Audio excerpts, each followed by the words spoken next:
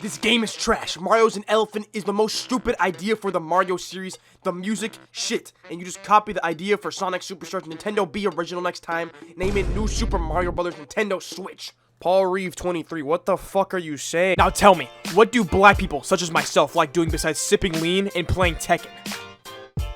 You gonna tell me? That's right, playing Mario Brothers. Ever since I was a young buck in the 2000s, I lived and breathed Mario. I would sleep in my Mario bed, wearing my Mario PJs, while eating my Mario burger. Any kid that wasn't playing PlayStation or Xbox was probably contributing to the Great Koopa Massacre on Mario Wii. This was a magical time for every fan of the plumber, until the Great Mario Drought hit. I feel like everyone acknowledges that the Wii U sucked massive black cock, but the games that it harbored were probably the greatest in Nintendo's history. You know what other console was like that? Not this video, buddy. Every Mario fan was living it up in Cloud 9, playing Mario Galaxy 1 and 2, and then boom, Nintendo makes you wait 50 fucking years for another 3D Mario game. I mean this with complete seriousness. Mario fell off. You got like 27 copy and paste Mario 2D games, which obviously entertained the white masses. But remember what I said in the beginning? Exactly. The last thing you want to piss off is a black Mario fan. It took 7 years after Mario Galaxy 2. 7 long years until we got Mario Odyssey. And now in 2023, it's been 6 years since that game.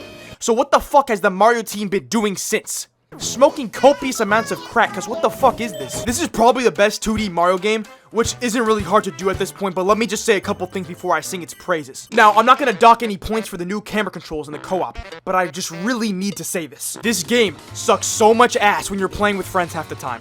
This dumbass worm is the cameraman, and whoever does the best on the flagpole gets the camera. See, I like this idea on paper until you actually play the fucking game. When it works, it really works. And when it doesn't work, you're sitting there watching the fucking blue toad go AFK half the time. Now, thankfully, all my friends left halfway through the session to go jerk off to gay porn. And that's where I got the true Mario Wonder experience. Fuck! Now, as much as I love my friends for playing the game with me, the amount of joy I felt not having to watch a brain-dead fucktard jump off a ledge every 2 seconds is probably up there next to winning a Fortnite game in Season 1. I'm gonna use my cave story strats.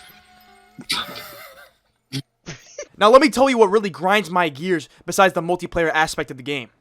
The bosses. Or should I say, the lack thereof. Now, why the fuck do I have to fight this little bitch 4 times? And then in 2 of the worlds, there isn't even a fucking boss. This is easily the weirdest design decision Nintendo has done in the history of anime land. A game with the most creative levels, power-ups, and enemies, and the one thing that felt uninspired was the bosses. And the final boss isn't any better, cause Bowser doesn't even show up physically. The whole rhythm gimmick was cool, but there was so much more potential in this. I just know it. But currently, it's so underwhelming. Okay, which sick fucking Nintendo thought this was fun? Who was the Japanese man who scientifically perfected the most boring stages ever fucking created? Let me explain. So there's 50 pipes, and you have to walk around and look for invincible coins. I never had an issue with this until I played solo.